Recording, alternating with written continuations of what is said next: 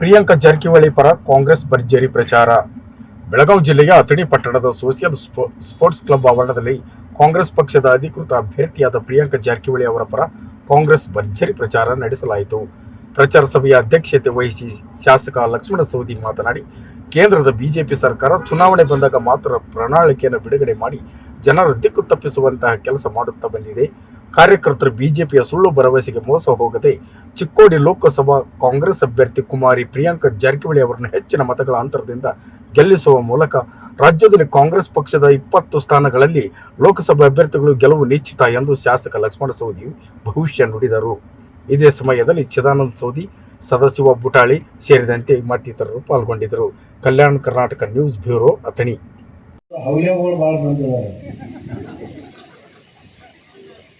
ಅವರು ಏನೇನು ಎಬ್ಬಿಸ್ತಿರ್ತಾರ. ಇವತ್ತು ನಾವು ಸತೀಶ್ ಜಾರಕಿಹೊಳಿ ಅವರಿಗೆ ಅವಾರ್ಡ್ ಮಾಡಿಲ್ಲ. ಇವತ್ತೇನು ಚರ್ಚೆ ಮಾಡಕತ್ತಾರೆ ಗೊತ್ತಿಲ್ಲ. ಸತೀಶ್ ಅವರಿಗೆ ಈಗ ಸೌದಿ ಅವರಿಗೆ ಈಗ ಭಿನ್ನಾಭಿಪ್ರಾಯ ಬಂದದ್ದು ಅವ್ರ ವೇದಿಕೆ ಮೇಲೆ ಬಂದೇ ಇಲ್ಲ ಅಂತ. ನಾನು ಇವತ್ತು ಅವರಿಗೆ ಬರೋದು ಅವಶ್ಯಕತೆ ಇಲ್ಲ ಅಂತಾನೆ ಹೇಳಿದೆ.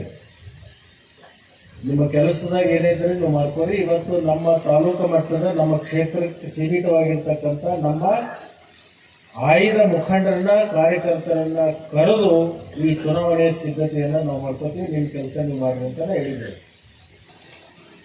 ರಾಜ್ಯ ವಿಧಾನಸಭೆ ಚುನಾವಣೆಯ ಸಂದರ್ಭದಲ್ಲಿ ಕಾಂಗ್ರೆಸ್ ಪಕ್ಷ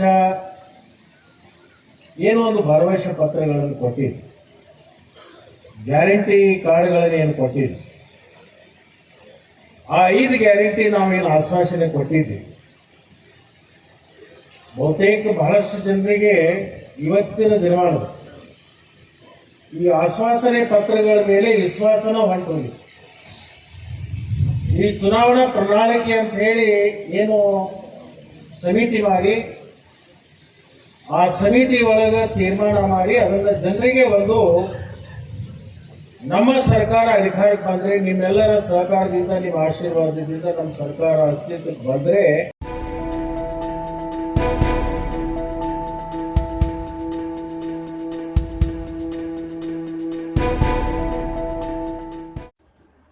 ಕೊಪ್ಪಳ ಜಿಲ್ಲೆ ಕೊಪ್ಪಳ ತಾಲೂಕು ಕಿನ್ನಾಳ ಗ್ರಾಮದಲ್ಲಿ ನಡೆದ 7 ವರ್ಷದ ಬಾಲಕಿಯ ಹತ್ಯೆ ಖಂಡಿಸಿ ಎಐಡಿವೈಒ ಹಾಗೂ ಇಂಡಿಯಾ ಎಂಎಸ್ಎಸ್ ಸಂಘಟನೆಗಳ ನೇತೃತ್ವದಲ್ಲಿ ವಿದ್ಯಾರ್ಥಿನಿಯರಿಂದ ಪ್ರತಿಭಟನೆ ನಡೆಸಲಾಯಿತು. ನಂತರ ಕೊಪ್ಪಳ ತಹಸೀಲ್ದಾರರ ಮೂಲಕ ಮುಖ್ಯಮಂತ್ರಿಗಳಿಗೆ ಮನವಿ ಸಲ್ಲಿಸಲಾಯಿತು. ಈ ವೇಳೆ ಮಾತನಾಡಿ, ಕೊಪ್ಪಳ ತಾಲೂಕಿನ ಕಿನ್ನಾಳ ಗ್ರಾಮದಲ್ಲಿ 7 ವರ್ಷದ ಬಾಲಕಿಯ ಮೇಲೆ ದುಷ್ಕರ್ಮಿಗಳು ಅತ್ಯಾಚಾರ ಮಾಡಿ ಗ್ರಾಮದ ಆಂಜನೇಯ ದೇವಸ್ಥಾನದಿಂದ ಎಸೆದು ಹೋಗಿದ್ದು ಸಮಾಜದಲ್ಲಿ ಹೆಣ್ಣು ಮಕ್ಕಳಿಗೆ ಸುರಕ್ಷತೆ ಇಲ್ಲದ ವಾತಾವರಣ ನಿರ್ಮಾಣವಾಗಿದೆ. ಇಂತಹ ವಾತಾವರಣದಲ್ಲಿ ಹೆಣ್ಣು ಮಕ್ಕಳು ಜೀವಿಸುವುದು ಹೇಗೆ ಎಂಬ ಪ್ರಶ್ನೆ ಕಾಡುತ್ತಿದೆ. ಹಾಗೂ ಈ ತರಹದ ಘಟನೆಗಳಿಂದಾಗಿ ಹೆಣ್ಣು ಮಕ್ಕಳ ಶೈಕ್ಷಣಿಕ ಪ್ರಗತಿಯ ಮೇಲೆ ಹೊಡೆತ ಬೀಳುತ್ತಿದ್ದು ಮನೆಯವರು ವಿದ್ಯಾಭ್ಯಾಸಕ್ಕೂ ಕಳಿಸಲು ಹಿಂದೇಟು ಹಾಕುತ್ತಿದ್ದಾರೆ. ಸರ್ಕಾರ ಹೆಣ್ಣು ಮಕ್ಕಳ ರಕ್ಷಣೆಗಾಗಿ ಮುಂದಾಗಬೇಕು ಎಂದು ಅಳಲು ತೋಡಿಕೊಂಡರು. Lingaraj Doddamani, Kalyana Karnataka news bureau, Koppal. ತಾಲೂಕು ಆಗಿರುವ ಕಿನ್ನಾಳ ಒಂದು ಗ್ರಾಮದೊಳಗ ಕೇವಲ 7 ವರ್ಷದ ಒಂದು ಹೆಣ್ಣು ಮಗುವಿಗೆ ಅತ್ಯಾಚಾರ ಮಾಡಿ, ಅದು ಕ್ರೂರವಾಗಿ. ಆದರೆ ಈಗ ನಾವು ಏನಾರ ನಾನು JNM ನರ್ಸಿಂಗ್ ಆಗಿ ಓದಾತೀನಿ. ನಾವು ನಮ್ಮ ಎಲ್ಲರ ಮನೆಯೊಳಗೂ ಒಂದು ಊರ್ಲಿಂದ ಬರಬೇಕಾದ್ರೆ ಮನೆಯೊಳಗೆ ಎದುರುತ್ತಾರೆ. ಇನ್ನು ನಾವು ಈಗ ಇಂಥವೇನಾರ ಗೊತ್ತಾದಂಥ ಮನೆಯೊಳಗೆ ಹೆಂಗೆ ಕಳಿಸ್ಬೇಕು ಹೆಣ್ಮಕ್ಳನ್ನ. ಅವರು ಹೊರಗೆ ಹೋಗಿ ಬರೋವಂಗಂದ್ರೂ ತಂದೆ ತಾಯಿ ಒಳಗೆ ಎಂಥ ಭಯ ಇರ್ತೈತೆ ಅನ್ನೋದು ಅದು ಆದವ್ರಿಗೆ ಗೊತ್ತು. ಈಗ ಆ ಮಗು ಆಗಿದ್ದು ನಮ್ಮ ಮನೆಯೊಳಗೂ ಆಗಿರ್ಬೋದು, ನಮಗೂ ಆಗಿರ್ಬೋದು, ಅಥವಾ ಹೆಣ್ಮಕ್ಳಿಗೆ ಯಾವ ತರಹದ ದೌರ್ಜನ್ಯ ಆಗತ್ತೈತೆ ನೋಡು, ಅದ್ರ ಬಗ್ಗೆ ನಾವೆಲ್ಲರೂ ಕೂಡ ಖಂಡಿಸ್ಬೇಕಂತಂದು ನಾನು ತಿಳ್ಕೊತೀನಿ.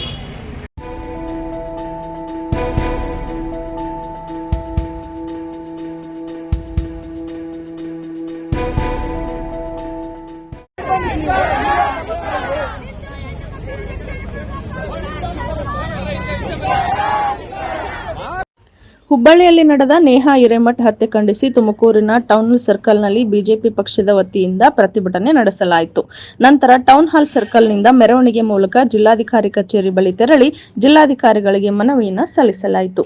ಈ ವೇಳೆ ಆರ್ ಅಶೋಕ್ ಮಾತನಾಡಿ, ಬೇರೆ ಯಾರಾದರೂ ಆಗಿದ್ದರೆ ರಾಜೀನಾಮೆ ಕೊಟ್ಟು ಹೋಗುತ್ತಿದ್ದರು.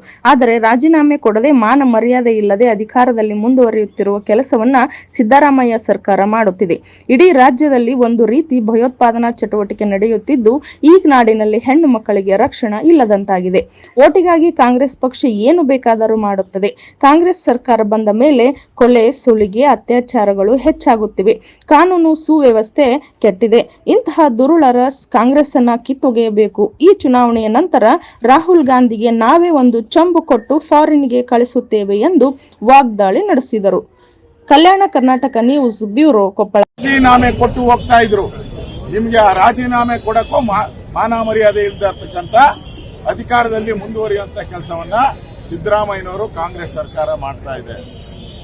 ಇಡೀ ರಾಜ್ಯದಲ್ಲಿ ಒಂದು ರೀತಿ ಭಯೋತ್ಪಾದನಾ ಚಟುವಟಿಕೆ ನಡೀತಾ ಇದೆ. ಇವತ್ತು ಹುಬ್ಬಳ್ಳಿಯಲ್ಲಿ ನಡೆದಂತ ಘಟನೆ ಇರಬಹುದು. ಆ ಘಟನೆಗೆ ಅವರ ತಾಯಿ ಹೇಳಿದ್ದಾರೆ, ಅವರ ತಂದೆ ಹೇಳಿದ್ದಾರೆ, ನೀವು ಹಿಂಗೆ ಈ ಮುಸಲ್ಮಾನರನ್ನ ಓಲೈಕೆ ಮಾಡ್ತಾ ಇದ್ರೆ ನಾನು ಆತ್ಮಹತ್ಯೆ ಮಾಡ್ಕೊಂತೀನಿ ಅಂತ ಹೇಳಿದ್ದಾರೆ. ಬೇಕಾ ಸಿದ್ದರಾಮಯ್ಯನವರ ಇದಕ್ಕೆಲ್ಲ? ಇವತ್ತು ಈ ನಾಡಿನ ಹೆಣ್ಣು ಮಕ್ಕಳಿಗೆ ಇಲ್ಲಿ ರಕ್ಷಣೆನೇ ಇಲ್ಲ. ಈ ನಾಡಿನ ಹೆಣ್ಣು ಮಕ್ಕಳಿಗೆ ಇವತ್ತು ರಕ್ಷಣೆ ಇಲ್ಲ. ಇವತ್ತು ಕಾಂಗ್ರೆಸ್ ಒಂದು ರೀತಿ ನಕ್ಸಲರನ್ನ ಬೆಂಬಲ ಮಾಡುವಂಥದ್ದು, ಭಯೋತ್ಪಾದಕರನ್ನ ಬೆಂಬಲ ಮಾಡೋದು, ವೋಟ್ಗೋಸ್ಕರ ಏನ್ ಬೇಕಾದ್ರೂ ಮಾಡ್ತೀನಿ ಅಂತ ಹೇಳಿದ್ದಾರೆ. ಇವತ್ತು ಏನು ಚೊಂಬನ್ನ ಘೋಷಣೆ ಮಾಡಿದ್ದಾರೆ, ನಾವು ಅದನ್ನ ಇವತ್ತು ಕೌಂಟರ್ ಆಗಿ ನಾವು ಕೂಡ ಒಂದು ಮಾಡಿದ್ದೀವಿ ಘೋಷಣೆ. ಅಂದ್ರೆ ಇದರಲ್ಲಿ ಹಾಕಿರ್ತಾರಲ್ಲ, ಎಲೆಕ್ಟ್ರಿಕ್ ಕಂಬದಲ್ಲಿ ಮುಟ್ಟಿದ್ರೆ ಎಲೆಕ್ಟ್ರಿಕ್ ಕಂಬ ಟ್ರಾನ್ಸ್ಫಾರ್ಮರ್ಗೆ ಹಾಕಿದಿರಿ. Danger danger danger. ಕಾಂಗ್ರೆಸ್ ಬಂದ್ರೆ ಡೇಂಜರ್, ಕಾಂಗ್ರೆಸ್ ಬಂದ್ರೆ ಕೊಲೆ, ಸುಲಿಗೆ, ಹತ್ಯೆ, ಕಾಂಗ್ರೆಸ್ ಬಂದ್ರೆ ನಕ್ಸಲಿಸಂ ಪ್ರಾರಂಭ ಆಗ್ತದೆ, ಕಾಂಗ್ರೆಸ್ ಬಂದ್ರೆ ಭಯೋತ್ಪಾದನರ ರಕ್ಷಣೆ ಆಗುತ್ತೆ, ಕಾಂಗ್ರೆಸ್ ಬಂದ್ರೆ ಬರಗಾಲ ಬರುತ್ತೆ, ಕಾಂಗ್ರೆಸ್ ಬಂದ್ರೆ ಬರಗಾಲ, ಕಾಂಗ್ರೆಸ್ ಬಂದ್ರೆ ಕರೆಂಟ್ ಇಲ್ಲ, ಕಾಂಗ್ರೆಸ್ ಬಂದ್ರೆ 10 ಕೆಜಿ ಅಕ್ಕಿ ಕೊಡ್ತೀನಿ ಅಂದ್ರು, ಅಕ್ಕಿ ಇಲ್ಲ. ಒನ್ಲಿ ಅವ್ರು ಕೊಡುವಂತದ್ದು ಎಣ್ಣೆ ಎಣ್ಣೆ ಎಣ್ಣೆ ಎಣ್ಣೆ ಬಿಟ್ರೆ ಇನ್ನೇನು ಕೊಡಲ್ಲ ಅವರು. ಆ ಪರಿಸ್ಥಿತಿಯಲ್ಲಿ ಇರುವಂತ ಕಾಂಗ್ರೆಸ್ ಇವತ್ತು ಈ ನೇಹಾ ಹತ್ಯೆಯಲ್ಲಿ ಅಪರಾಧಿ ಸ್ಥಾನದಲ್ಲಿ ನಿಂತಿದ್ದಾರೆ. ಅಪರಾಧಿಗಳು ಇವತ್ತು ಕಾಂಗ್ರೆಸ್ ಪಾರ್ಟಿ. ಕಾಲೇಜಿನ ಕ್ಯಾಂಪಸ್ಗಳು ಸೇಫ್ ಇಲ್ಲ ಅಂದ್ರೆ ಇವತ್ತು ಈ ಸರ್ಕಾರ ನಡೆಸ್ತಾ ಇರುವಂತಹ ಕಾಂಗ್ರೆಸ್ ಒಂದು ರೀತಿ ಕರ್ನಾಟಕವನ್ನ ಗೂಂಡಾಗಳ ರಾಜ್ಯ ಮಾಡಿದೆ. ಯಾವ ರೀತಿ ಹಿಂದೆ ಲಲ್ಲು ಪ್ರಸಾದ್ ಯಾದವ್ ಇದ್ದಾಗ ಬಿಹಾರದಲ್ಲಿ ಗೂಂಡಾ ರಾಜ್ಯ ಇತ್ತು, ಅದೇ ರೀತಿ ಸಿದ್ದರಾಮಯ್ಯನವರು, ಡಿ ಕೆ ಶಿವಕುಮಾರ್ ಸರ್ಕಾರ ಕರ್ನಾಟಕದಲ್ಲಿ ಗೂಂಡಾ ರಾಜ್ಯ ಮಾಡಿದೆ. ಒಂದು ರೀತಿ ತೊಗಲಕ್ ದರ್ಬಾರ್ ಮಾಡಿದೆ. ತಾಲಿಬಾನ್ ಸರ್ಕಾರ ಇದು.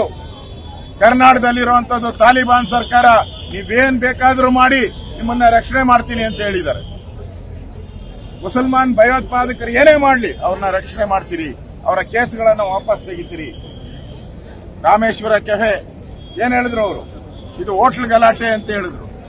ಸರ್, ಈಗ ನೇಹಾ ಕೊಲೆಯನ್ನ ರಾಜಕೀಯವಾಗಿ ಬಳಸ್ತಾ ಇದ್ದೀರಾ ಅಂತ ಹೇಳಿ ಇದು